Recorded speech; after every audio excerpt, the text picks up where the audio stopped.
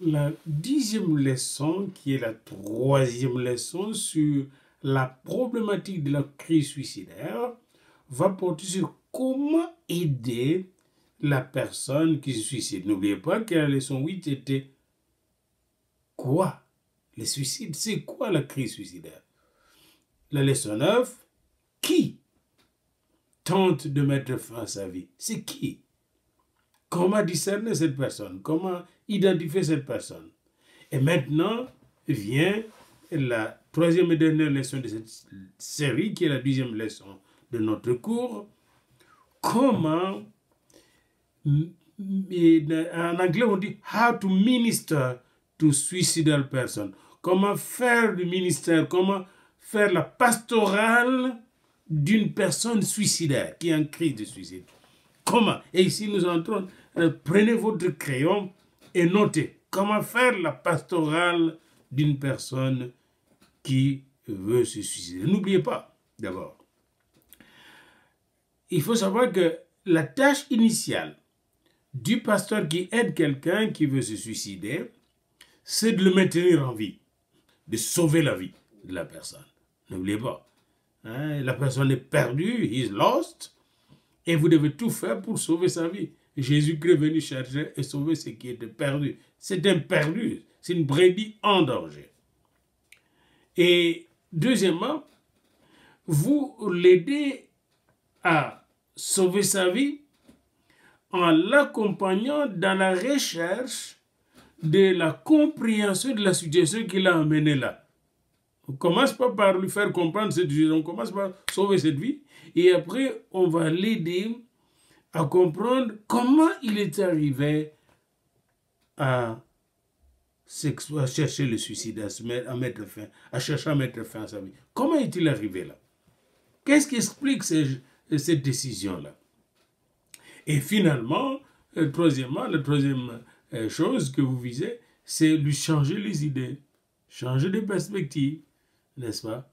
Donc, la première chose qu'il doit faire, c'est sauver cette vie. Deuxième chose, aider à la personne à comprendre sa situation, comment elle est arrivée là. Et troisième chose, c'est le faire sortir de cette situation. Alors maintenant, comment vous allez faire cela? C'est très important. La première chose que le pasteur fait, c'est cette première chose que Dieu a fait, qu'il fait chaque fois qu'une personne s'égare, c'est d'établir la relation directe avec cette personne, le contact direct avec cette personne, et maintenir ces contacts avec cette personne pour, n'est-ce pas, recevoir toute l'information de cette personne-là et sa confiance. Donc, établir la relation thérapeutique avec cette personne. Ça revient toujours. Et j'aimerais ça que l'un de vous puisse travailler un jour sur la relation thérapeutique en pratique pastorale. Donc, il faut établir la relation avec cette personne. N'oubliez pas que nous ne sommes pas là pour une religion. Nous sommes là pour la relation de Dieu avec la personne. Hein? Les religions ont déçu les gens. Toutes les religions ont déçu les gens. Mais la foi en Jésus-Christ n'est pas d'abord une religion. C'est un renouvellement de notre relation avec Dieu. Dieu qui vient renouveler sa relation avec nous. La même chose quand vous vous engagez dans la pratique pastorale, vous devez être un homme qui établit des relations significatives, des relations fécondes, des relations édifiantes, des relations bénissantes avec les gens. D'ailleurs, Abraham n'a-t-il pas été établi comme source de bénédiction pour toutes les familles de la terre? Mais qu'est-ce que cela veut dire? Ça veut dire que si vous êtes en relation avec Abraham et avec sa descendance, vous êtes béni. Vous êtes béni. Eh bien, la même chose quand vous allez vers un suicidaire, vous devez établir une relation significative, une relation édifiante, une relation salvatrice, une relation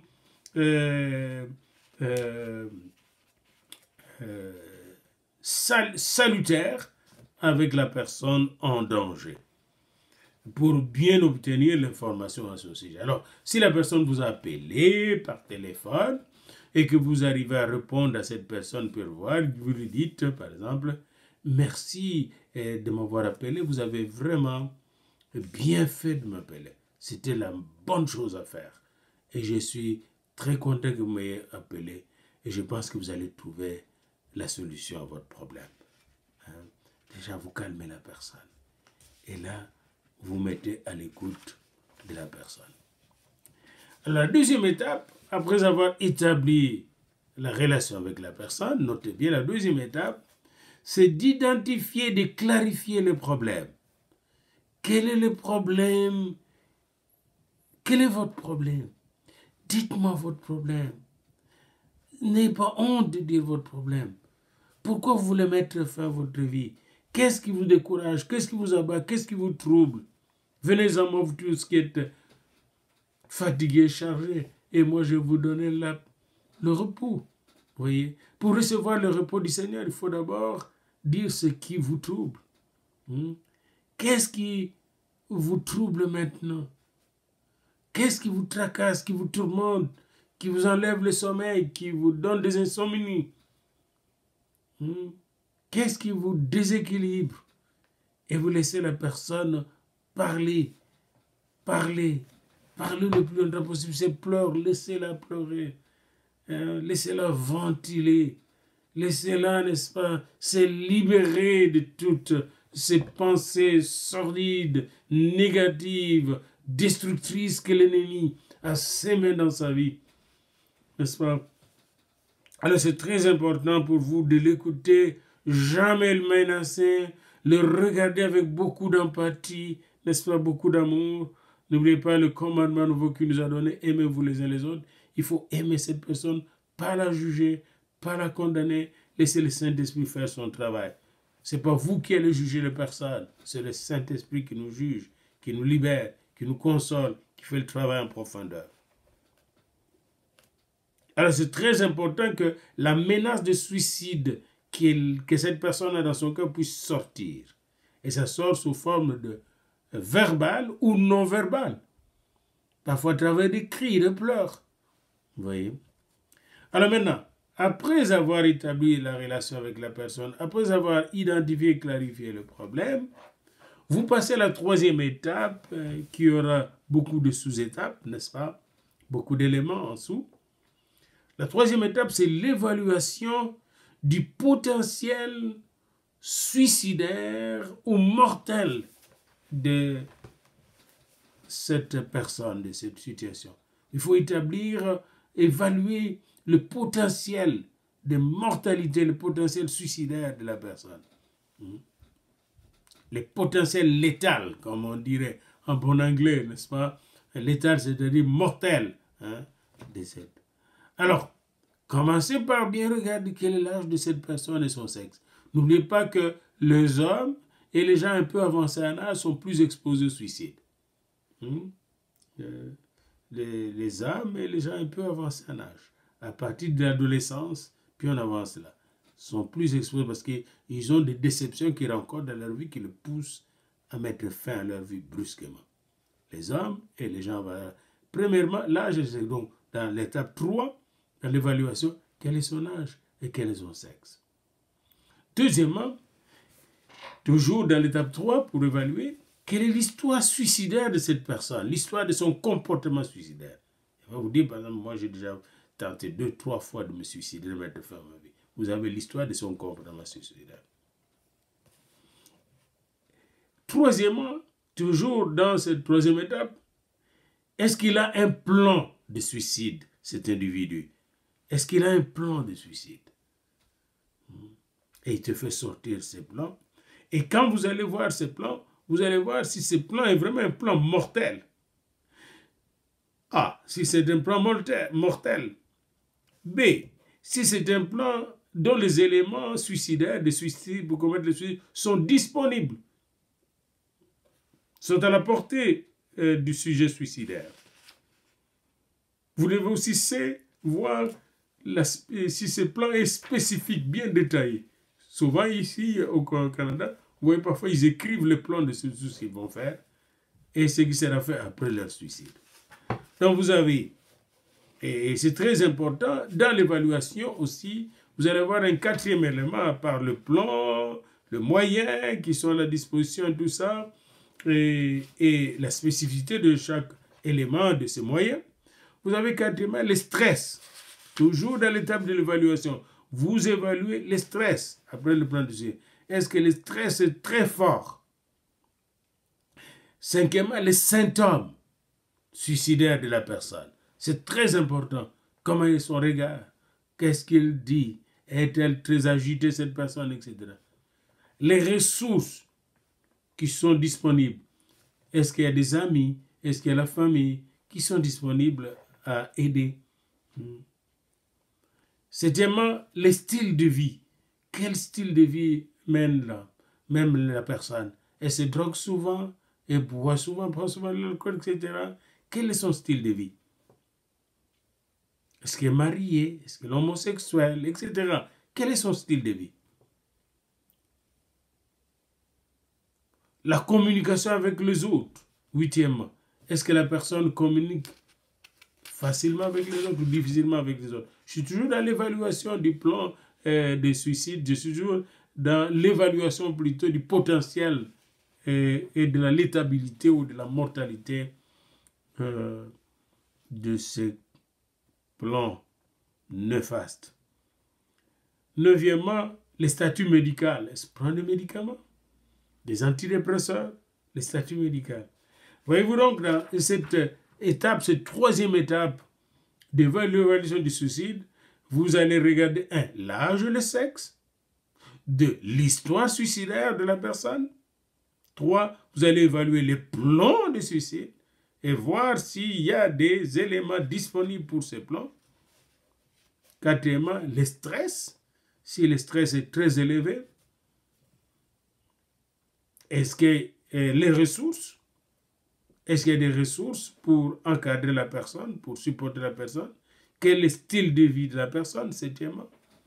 Est-ce que cette personne communique avec les autres ou a coupé la communication avec le monde extérieur? Quel est son statut médical? Voilà donc les choses qui vont vous permettre d'évaluer justement le potentiel suicidaire mortel de la situation en face. 4e étape, vous devez formuler rapidement un plan pour aider la personne qui vous consulte et qui vous appelle. Vous devez monter un plan pour aider la personne. Et ce plan va comprendre 3 choses. La première chose dans ce plan, c'est faire sortir sa vie du danger. La première chose, c'est faire sortir. La deuxième chose dans ce plan-là, c'est comprendre avec la personne, faire comprendre à la personne la situation qui l'a amené là. Qu'est-ce qui l'a amené là? Oh, la perte de l'emploi. Oh, le divorce. Et la troisième chose sera alors de permettre à la personne de gérer cette situation, de maîtriser cette situation ou de résoudre les problèmes qui se posent. Parfois, il y a des problèmes que vous n'allez pas résoudre, vous allez juste les gérer et parfois on les gère toute la vie. Comme aujourd'hui, nous utilisons souvent le téléphone cellulaire et il y a du counseling qui se passe au téléphone cellulaire. Quand vous avez une personne qui vous téléphone et qui a besoin d'aide, comment vous allez faire le counseling au téléphone? Comment vous allez faire? Comment vous allez vous... Eh bien, lorsque la personne vous appelle, vous répondez, oui, bonjour. Et la personne dit, ben, j'ai le problème de suicide, là, je veux finir avec ma vie. Ok. Vous m'appelez donc pour cela, pour ce problème-là, oui. Ok, est-ce que je peux vous voir? Je peux vous rencontrer.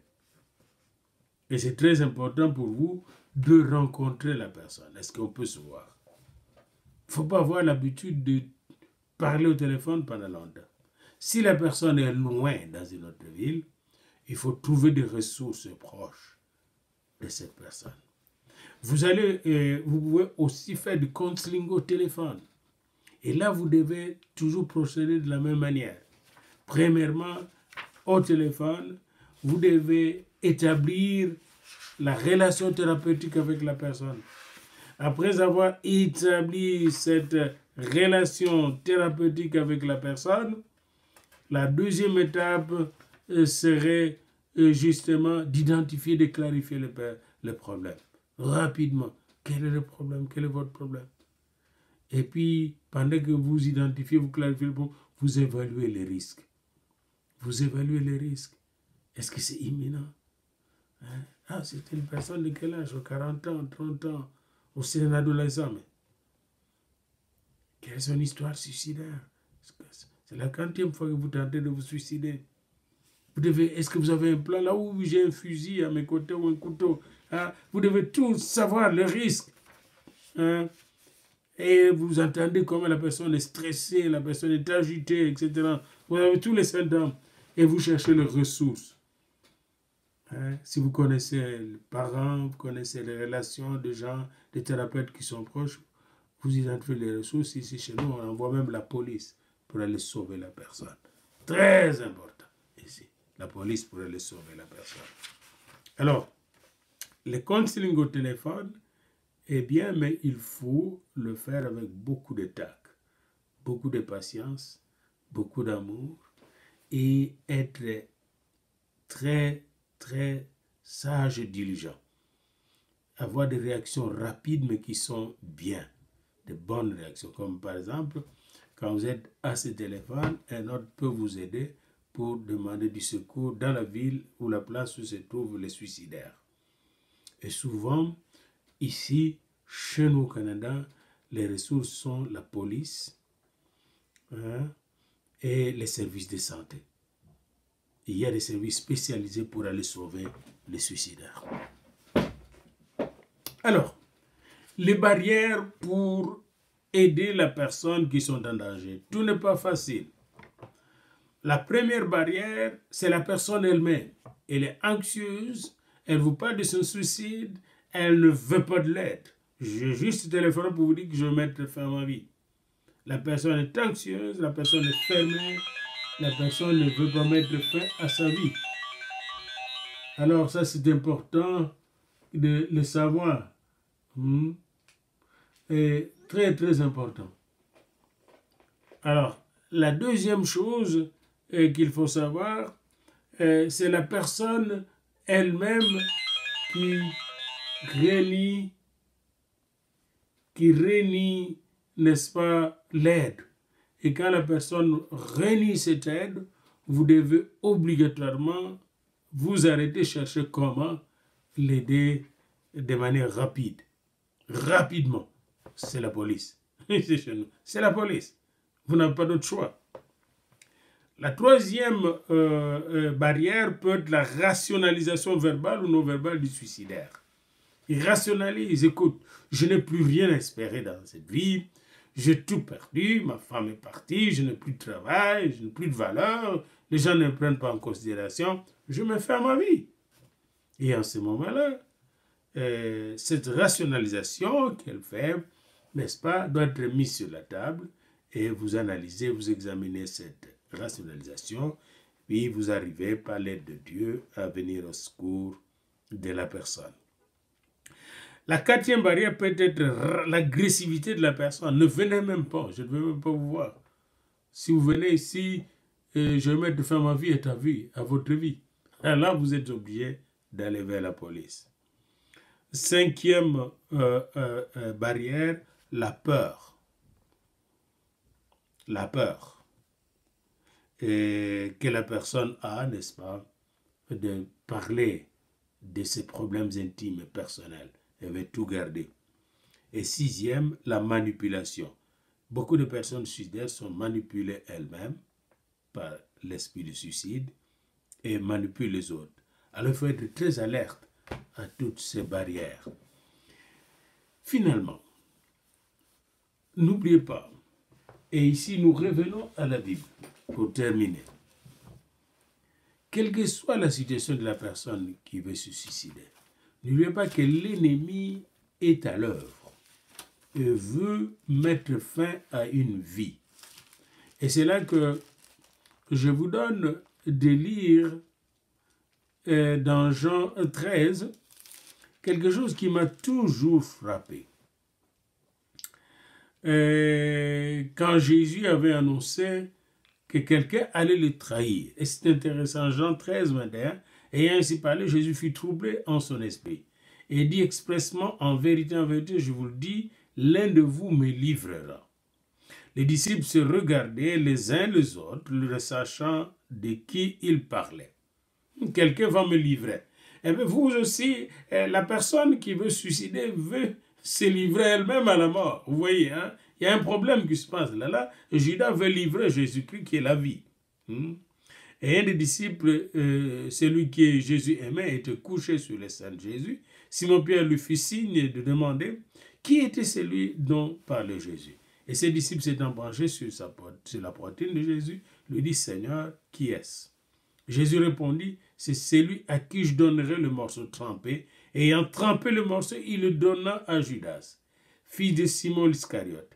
Dès que le morceau fut donné, Satan entra dans Judas.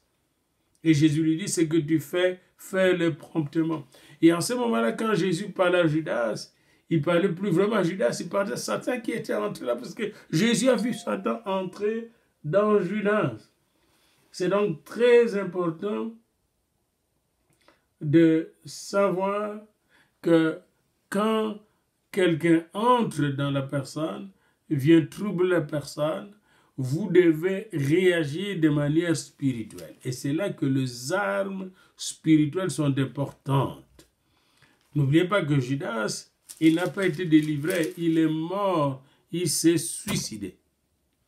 Cependant, il y a beaucoup de cas qui nous viennent qui ne sont pas de Judas, qui sont plutôt des gens qui souffrent, qui sont soit malades, qui sont soit attaqués par l'ennemi, qui sont soit traumatisés.